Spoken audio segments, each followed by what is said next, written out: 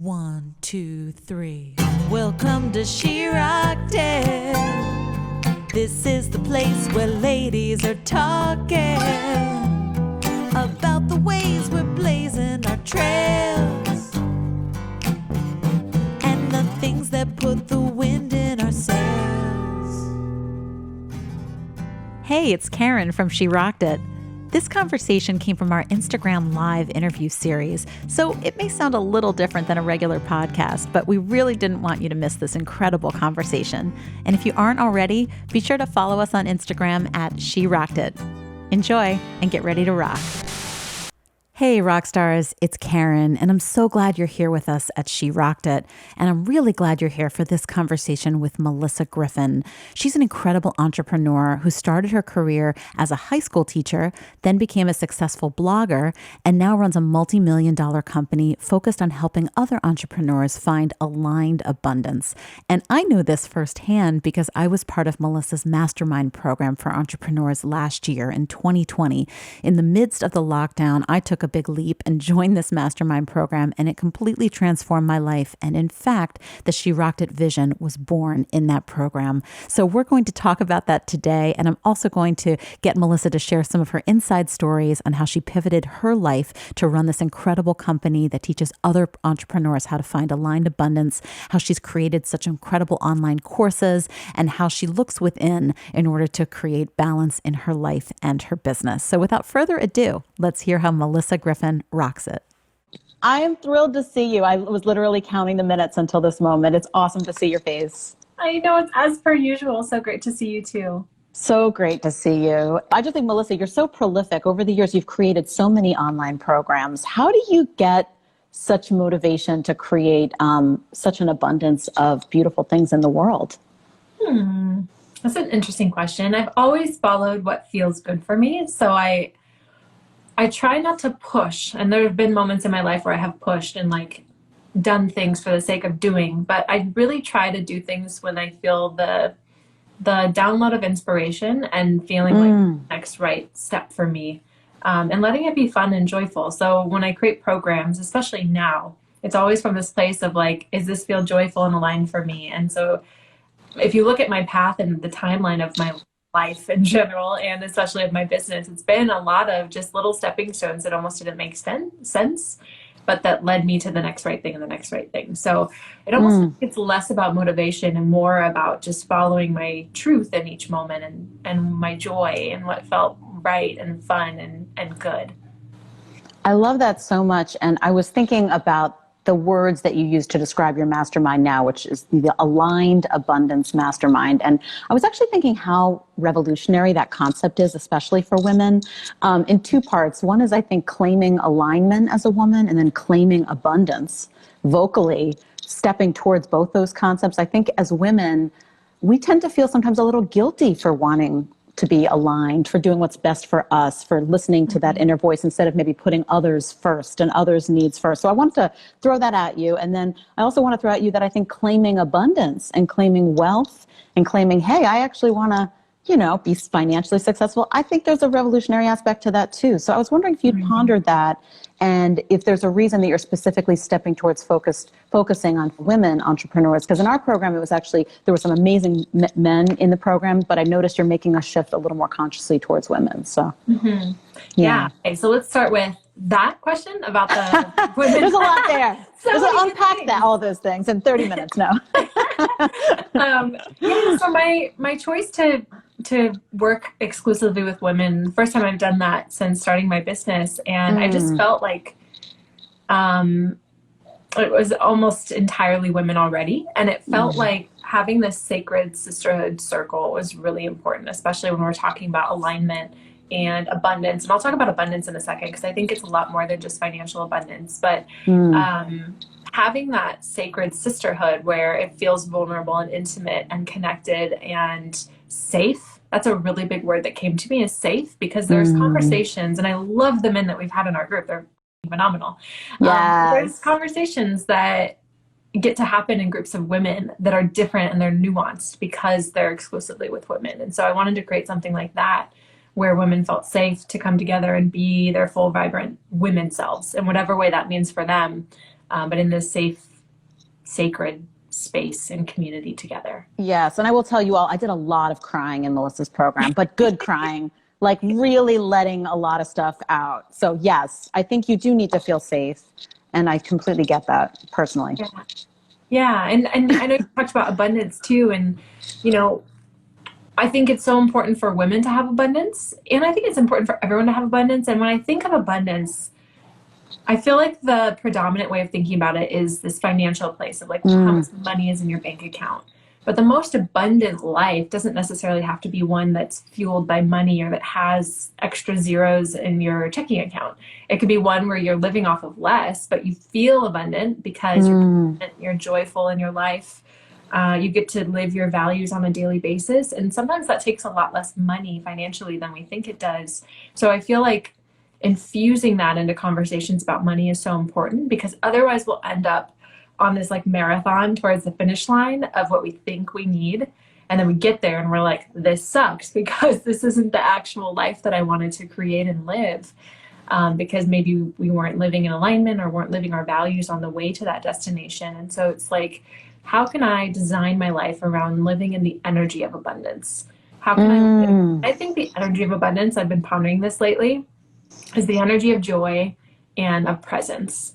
Like how much presence can you have in your life and how much joy do you allow yourself to feel? And if you're fully joyful and present, I feel like that is the most abundant place anyone could be. That's so beautiful. And, you know, you've been very honest in your podcast. You have a fabulous podcast, Limitless Life. Another podcast you've been part of, you know, as a guest. You've spoken about your own, dare I say, breakdown, where you had to actually step away from your business at one point because of burnout, and reset what you really wanted to do. And I feel like a lot of people are at that breaking point right now. We're working maybe more than ever sometimes because there's no boundaries now between work and life. And so I think you speak from a place of real deep truth. And I just want people to know that. And maybe could you shed light on how that experience informed maybe the retooling of your life and your business? Yeah. It was really like my rock bottom moment in a lot of ways, because so much of my life was structured around being this high achiever, having my identity wrapped up into what title I was holding, how many people I was leading, how much money my business was earning, and just feeling like those were the things that gave me worth in the world. And so in 2018, and you know, this had been brewing for a long time, but in 2018, it really came to a head where I got physically burnt out to the point where I just couldn't work anymore. I couldn't like do normal things. And I had to, based on my doctor's orders, he's like, you need to stop working. You're stressing yourself out too much. And so I took a 6-month sabbatical from my business where I just didn't work, and I healed physically, but more importantly, I feel healed emotionally and mentally and spiritually and all of the other ways of healing. It was really like the starting point of that, redesigning that story inside of myself. But yeah, it's interesting when you take away the stimulus of the thing that is the fuel for your identity, and an identity that's not necessarily serving you, that's bringing you pain and keeping you in a limiting story. For me, it was really hard because it felt like it was just taking away a lot of who I thought I was. And so when I started taking away at first who I thought I was, it was really difficult. And I was like, who am I without all these things? Yeah, we're programmed to associate our worth with certain kinds of success. I think even now, sometimes when I took a slower morning, still I'm kind of like, oh, is this okay? Like I'm looking around, like who's watching me to make sure I'm like out of bed at a certain, like this is hard to deprogram ourselves. And you think a lot about mindset in the work you do. Absolutely. Yeah. It's a process. And there's a lot of resistance that comes up when we're shifting an identity. So yeah, at first it was difficult. And then I started leaning more into it and found a lot of gifts in the stillness and the rewiring and restructuring of the story. And it didn't all shift and change after those 6 months. And I think that's really important to share too, because sometimes we can get in our heads if we think we're not healing fast enough, or like the story still pops up a year later and we're like, I thought I worked on that. Like, why is that still here? And it'll still pop up from time to time. Now I'm just really good at catching it, and I don't feed it the way that I used to, but it's a process when we're unraveling a part of ourselves that's not serving who we want to be in the world. I appreciate that. But I want to talk about just alignment in one's own life as an entrepreneur, because I feel like as women, we're taking on an unconventional path when we choose entrepreneurship in certain ways. And I think you and I, may I get personal for a moment? We are unmarried. We don't have children. We have pets. Yay. I'm a proud cat mom. But I still feel there's some resistance to women who take unconventional paths in their lives and really step into their passion, if it's their business, if it's their lives. And that's alignment, I think, too. But I do think that society pushes back. Have you felt kind of pushback at times where you've had to raise your voice and your truth against maybe some societal expectations of what a woman, even now, is supposed to be? That's a really interesting question. I feel like I've been blessed in certain ways to have parents that were both semi-entrepreneurial. And so I had this model of them doing it their own way and them building not really businesses. They're more service-based. One's a hairstylist, one's an attorney. But they've done it their own way and they followed their own path. And I think that was really, I didn't even realize it until maybe a few years ago that they were doing that they could have worked at a salon or could have worked at a law firm, but they didn't. That's interesting. Yep. Yeah, it is. And it's in your DNA, that entrepreneurship thing. That's interesting. I didn't actually know that. Yeah. Yeah.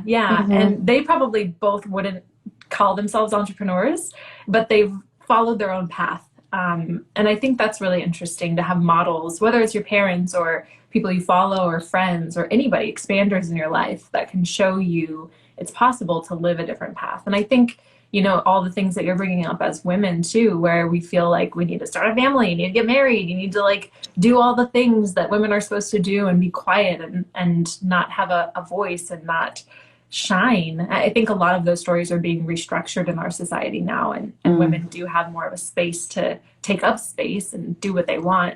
And I totally believe that that's possible. But yeah, I think if that story is there and it feels like you're going against the grain as a woman living your truth, then looking for those expanders in your life who can show you that it's not only possible, but it's who you are. If you're thinking of doing life in an unconventional way, then that's who you are at your core. And so you get to follow that, even if it feels like there's resistance because of that old conditioning. I love that. And the word expanders is a word you just mentioned. It's a word I learned in the Mastermind program about people who really, I think, expand your scope of what's possible and push you maybe to what's possible for you.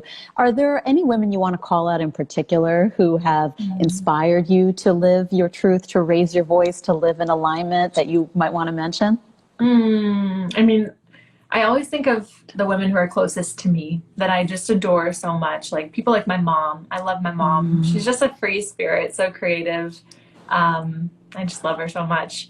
And some of my friends, these gorgeous, amazing women who just live life on their own terms and are so filled with joy and love. That's something that really speaks to me about the women that I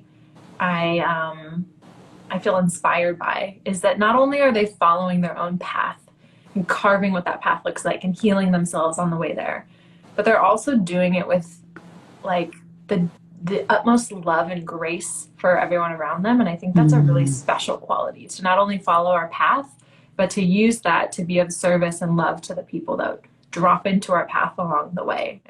I love that. It's interesting. You're reminding me, how do we find these types of women in our lives or other people who support us in our voice? And I felt like when I stepped into the Mastermind program, I was stepping into people like a community I already knew. It felt familiar, I don't know, it just felt kindred. So do you think that by raising your voice, you are actually kind of bringing people in that are aligned with you? 100%. 100%. It's if you have any desire in the world, then putting yourself out there and putting that desire out there is only going to bring more of it to you. So I think sometimes we shy away from actually speaking up for what it is we stand for, who we are, what we want, especially what we want, what we desire as women. That's a big one. Being able to name that and claim that. But yeah, putting it out there and allowing the people who are right for that message to discover you and amplify whatever it is that you're sharing and you're passionate about. And knowing that you have the power to do that too. It's if I have a desire that I want to create, I get to be the leader of the ship to create it instead of hoping that it manifests some way. You know what I mean? Absolutely. You know, you are, in terms of raising one's voice, you are just an excellent, in addition to all the things you do with the Mastermind and the podcast, so forth, you have all these classes. And I just have to say you're an excellent educator. I know your roots are in education. Do you recognize that in yourself? Do you recognize that you have a very powerful voice as an educator? I don't know if that's from your years doing that back in the day, but the way you break things down, the way you explain things, even just the way you speak, your speaking voice as an educator, I just find very soothing. So Thank you. just your educational voice, in addition to being just an inspiration and a mentor and my entrepreneurship mentor, that's a huge part of I think, your gift. Thank you. Yeah. I really received that. I appreciate that. Yeah. And I feel like I've always been a teacher. I'm like the teacher archetype. Even as a kid, I remember I had a beta fish, you know, the like Siamese fighting fish. And I would hold up flashcards because I wanted to teach it math. And I remember my brother, who was 4 years younger than me, I would like color code his books and teach him how to read and like create lesson plans. I remember when I was like 9, I had a teacher's lesson plan book. I just love teaching, not just for the teaching aspect, but I feel like to be really good at teaching, there's this like empathetic perception that you need to have about how humans operate and learn in the world. And it's nuanced, and it's not just like, here's the information, because people don't learn that way. People learn through something that I think is more subtle, like understanding the thought process of what would hold them back and then breaking that down so that they can move forward. And that is what I really enjoy about teaching. And now even more so about coaching, is just the nuances of humanity, really, and helping to reflect that back to people.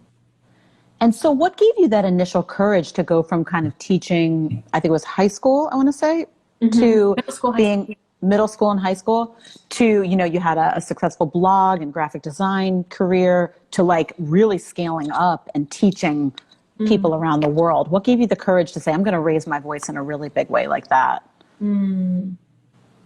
It almost wasn't even from courage. It was just from a place of necessity inside of myself, like coming from this place of, I have to do this. Like there's a part of me, and not have to because I have to subscribe to somebody else's expectations, but it didn't feel like, maybe you relate to this, but I feel like this a lot, where I'll get to a point with something where there's no other option. It's just, this is what's meant for me. This feels right to me. This feels like my next step. And so I could either keep doing this other thing that I really am not enjoying anymore, and I know it is expired in my life and on my path, or I could do this thing that who knows if it's going to work, but it feels so right.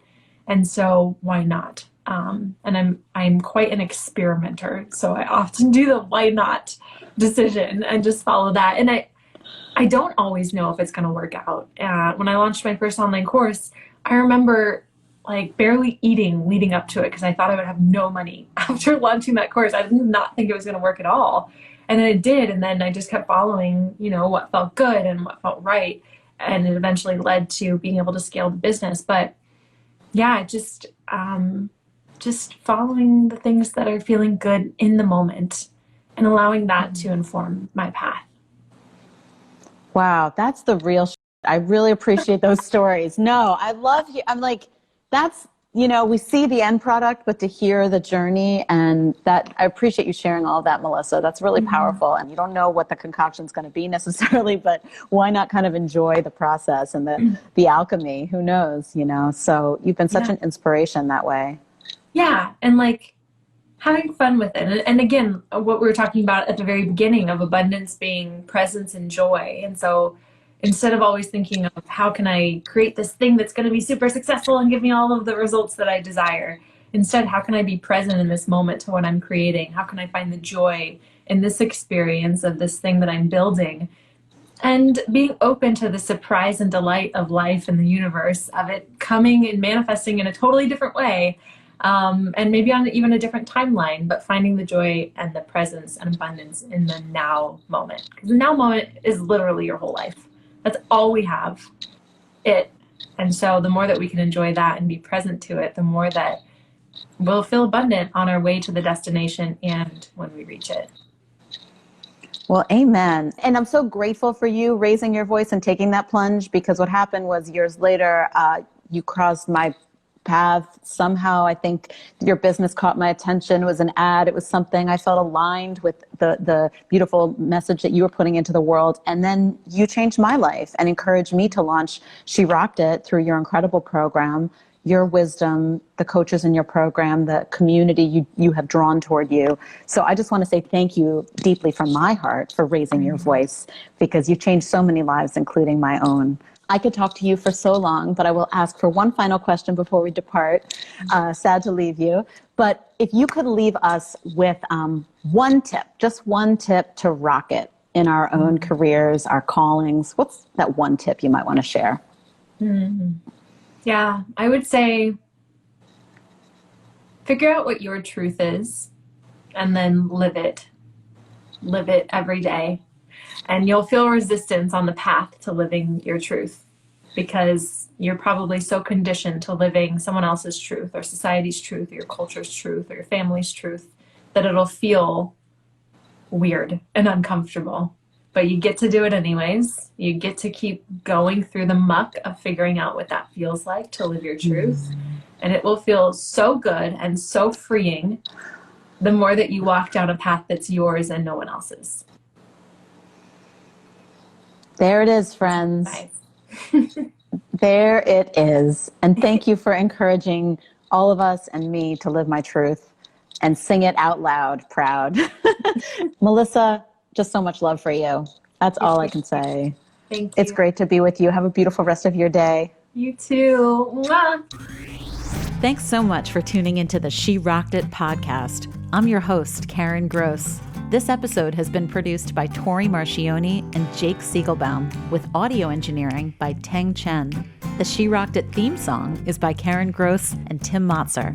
I invite you to join us on Instagram at She Rocked It and join our Rockstar Network at SheRockedIt.com. We hope you'll add your voice to the conversation, because at She Rocked It, we are dedicated to raising the volume on women's voices. She rocked